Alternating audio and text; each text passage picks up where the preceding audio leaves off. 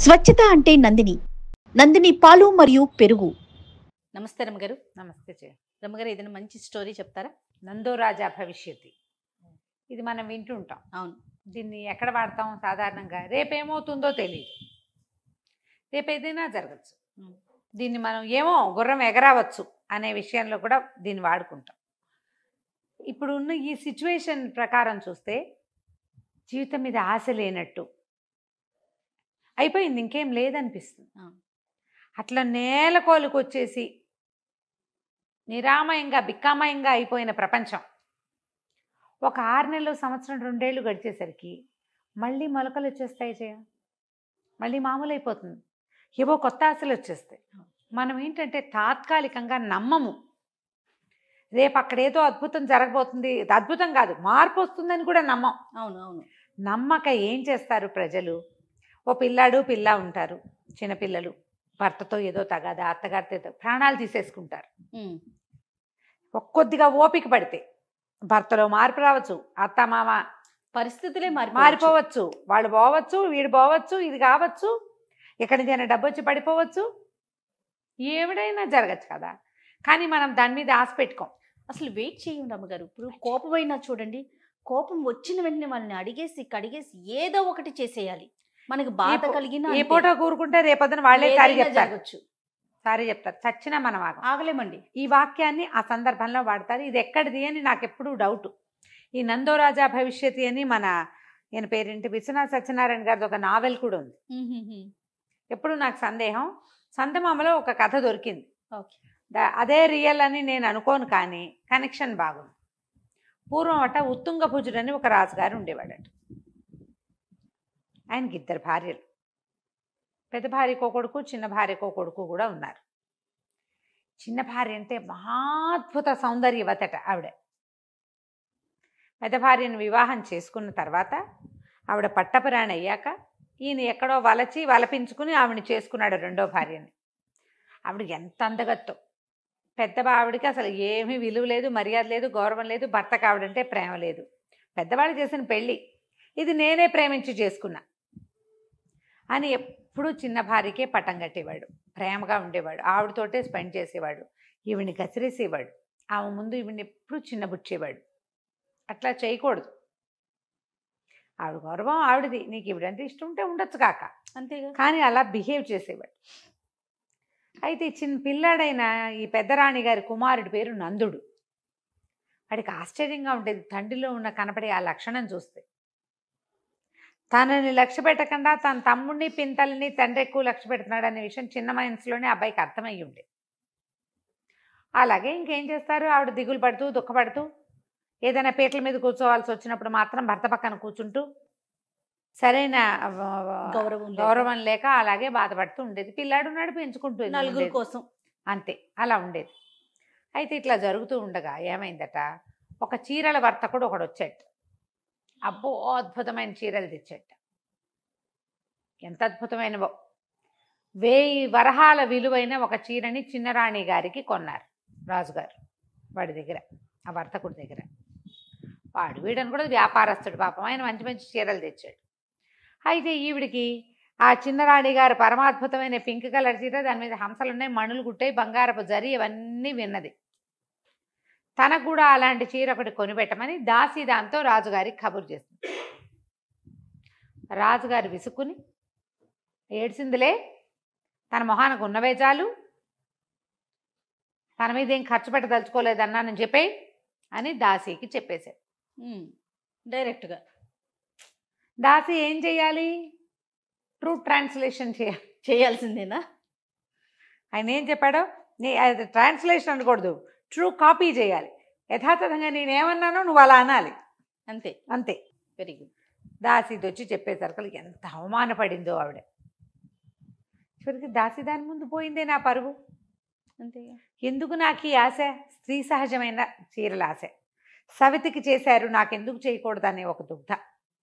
ఆడవాళ్ళ కోరికలు ఉండే, పరిస్థితులు ఎలా ఉన్నా సరే బర్త్డేకి మ్యారేజ్ డేకి గిఫ్ట్లు ఇవ్వలేదని ఫీల్ అవుతూ ఉంటారు, ప్రత్యేకంగా ఆ రోజు గుర్తుపెట్టుకుని ఏమీ చేయలేదని.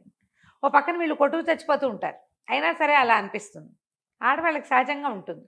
ఇప్పుడు చాలా దిగులు పడితే సరే అవమానపడిపోయానని అదని ఇదని సవతి ముందు ఇంత చిన్నబుచ్చుకోవాల్సి వస్తుందని అనిపించలేదని ఏవేవో బాధపడి దాసీది ఒక ఐడియా ఇచ్చిందమ్మా, మనం ఒక పని చేయొచ్చునే, వ్యాపారస్తుని పిలిపిద్దాం, మీకు నచ్చిన అదే డిజైన్లో ఇంకో రంగు చీర ఎంచుకోండి, మరి కాగితం రాసిద్దాం, 6 నెలల తర్వాత తీరుద్దాం బాకీ, అతను మళ్ళీ 6 నెలలకు చీరలు పుచ్చుకొస్తాడు, అప్పుడు ఇద్దాం అంటే ఇవిడంది ఏమే ఇవాళ్ళేంది రేపు వస్తుందిటే అమ్మా, ఎట్టా వస్తుంది చెప్పు, చూద్దామమ్మా, ప్రయత్నం చేద్దాము, ఈ లోపల మీ ముచ్చట తీరుతుందా, మీరు చిన్నపుచ్చుకున్న మీ మనసు శాంతపడుతుందా, ఏదైనా జరగచ్చు. ఆవిడ ఏంటంటుందంటే రాజుగారి నుండి చిన్నపుచ్చడమే వెలితి, ఇంకా చీరలు నగల వెలితికి నేను ఎందుకు బాధపడాలి అంటే ఈ అమ్మాయి ఒప్పుకోలే. అమ్మ ఏదైనా జరగచ్చు. ఏమంది, ఉత్తుంగ భుజనాశోభ దేశకాల విపర్యయ మణిగ్వర వినాశోవా నందో రాజా భవిష్యతి అని చెప్పింది. సంస్కృతం ఎంత బాగా చెప్పింది చూడు. అప్పట్లో అందరికీ సంస్కృతాలు వచ్చు, దాసీలకి వచ్చు. నమో నమ. ఏమంది, ఉత్తుంగ భజనాశోభ, ఉత్తుంగ భుజుడు ఉన్నాడే మన రాజుగారు, పోవచ్చు. దేశకాల విపర్యయ, ఈ దేశంలో రకరకాల మార్పులు రావచ్చు. మణిగ్వర వినాశోభ, మణిగ్వరుడు ఉన్నాడే పెద్ద వ్యాపారస్తుడు చీరపుచ్చుకొచ్చాడు, వాడు పోవచ్చు. లేదా నందో రాజా భవిష్యతి, నందుడు రాజు కావచ్చు. 6 నెలల్లో ఏదైనా జరగచ్చుగా. 6 months తర్వాత మనకి ఇవాళ ఏం తెలుసు, ఎంత తెలివిగలదండి అని ఒప్పించింది. ఏదో ఒకటి అవుతుందిలేమ్మా, ఆనాటికి చూసుకుందాం, ప్రస్తుతానికి మీరు సంతోషంగా ఉంటారు అన్నది. అంటే సరే ఒప్పుకుంది. అప్పుడు ఏం చేసింది ఆవిడ, మా వర్తకుడిని పిలిపించింది. వర్తకుడిని పిలిపిస్తే వర్తకుడు వచ్చాడు. పెదరాణి గారు పిలిస్తే రాడు, గుండె చెరువా పెడేది, రావాల్సిందే. చీరలు చూసింది ఆవిడ, ఒక మంచి గులాబీ రంగు చీర సెలెక్ట్ చేసుకుంది. అక్కడి నుంచి 6 నెలల తర్వాత బాకీ ఇస్తామని ఒక తాటాకు ముక్క మీద కుమారుడి పేరుతోటి బాకీ రాయించింది. పద్దు రాజకుమారుడు రాసిన కాగితం మన దగ్గర ఉందంటే ఎంత గొప్ప ఇంకా మరి కదా. అందుకని ఆయన రాయించుకున్నాడు. చిన్న తాటాకు ముక్క మీద రాశారు, ఫలానా చీర బాకీ 6 నెలల తర్వాత వర్తకుడు మళ్ళీ వచ్చినప్పుడు ఇస్తాము. ఎందుకంటే ఒక చీర రాజుగారు ఆల్రెడీ వరహాలు పెట్టి కొన్నాడు కదా, ఇది 2వ చీర, బాగుందిగా, సరేనని ఆ తాటాకు ముక్క ఆయన చేతిలో పెట్టింది. ఆ చీరను చూసి ఎంతో సంతోషం వచ్చింది. చక్కగా కట్టుకుంది. 5 నెలలు గడిచేసరికి ఏమైంది, ఉత్తుంగ భుజుడికి అనారోగ్యం మొదలైంది. ఆయన పెద్దవాడు బాగా. ఈ ఒక స్త్రీ మీద వ్యామోహము, 2వ వాళ్ళని నెగ్లెక్ట్ చేయడము, అవన్నీ ఏజ్ పెరిగే కొంతకి వస్తాయట అట్లాంటి లక్షణాలు. పెద్దది ముసలిదైపోయింది, చిన్నది ఎంగుగా ఉంది లాంటి భావాలు. ఈయన అనారోగ్యం వచ్చి బాగా ఇబ్బంది వచ్చేసింది ఆయనకి. అక్కడి నుంచి మంత్రుల్ని అందరినీ పిలిచి, నా పరిస్థితి బాగుండలేదు, రేపు కనుక నేను నశించిపోతే చిన్నరాణి రాజమాత అవుతుంది, చిన్నరాణి కొడుకే పట్టం కట్టండి అని చెప్పాడు. కథ మారిపోబోతోంది, చాలా గొడవ అయిపోయింది. సడన్గా ఒకరోజు తెల్లవారేసరికి ఆయన లోకాంతర్గతం అయిపోయాడు, లోకాంతర్గతుడైపోయాడు. అయిపోగానే దేశమంతా గగ్గోలెత్తిపోయారు. ముందు రాజుగారి కర్మలు కాండలు అన్నీ జరగాలి కాదు, అక్కడి నుంచి కర్మకాండాలు చేశారు. కర్మకాండల్లో ఎవరిది పై చెయ్యి, సాధారణంగా జ్యేష్ఠుడు. పిల్లవాడు ఇంత ఎత్తునున్నాడు, 14 ఏళ్లవాడు, ఏదైనా చెబితే చెప్పినట్టు చేస్తాడు, వినయశీలి, ఒదిగి ఉండటం అలవాటైన వాడు. చిన్నరాణి గారి కొడుకుకి 10-12 ఏళ్ళు ఉన్నాయి, వాడు ఉరమని పిడుగు, పైగా గారాబం, ఇదం చేయాలి అదెందుకు చేయాలంటాడు, చిన్నతనం. 14 ఏళ్ళు వచ్చిన వాడు 12-11 ఏళ్ళ వాడి కంటే పెద్దగా ఉంటాడు సహజంగా. పిల్లవాడు బాగా ఆకట్టుకున్నాడు ప్రజల్ని. నందుడు చక్కటివాడు, బుద్ధిమంతుడు. జ్యేష్ఠుడు, రాజ్యానికి రాజు కావాల్సిన లక్షణాలన్నీ పిల్లాడిలో మూర్తిభవించున్నాయి, సార్వభౌమ లక్షణాలు కనపడుతున్నాయి. అక్కడి నుంచి మంత్రులంతా గూడు పుఠాణి చేశారు, మాట్లాడుకున్నారు. ఏమని, ఆయన అయితే చెప్పాడు, ఆయన ఆఖరి కోరిక మనం ఎట్టా తీరుస్తాము, ప్రజలు ఒప్పుకోవద్దు. అదే కదా, పోయినవాడు ఎలాగో పోయాడు, మీద వ్యామోహంతో చెప్పాడు. చిన్నపిల్ల, పోని వాడు పెద్దవాడైతే ఓ కథ, వాడేమో చిన్నపిల్లాడు, తల్లికి వాళ్ళంత మైమరుపు, వినదు మాట. ఈ పిల్లాడు అంతే, గారాబ పిల్లవాడు.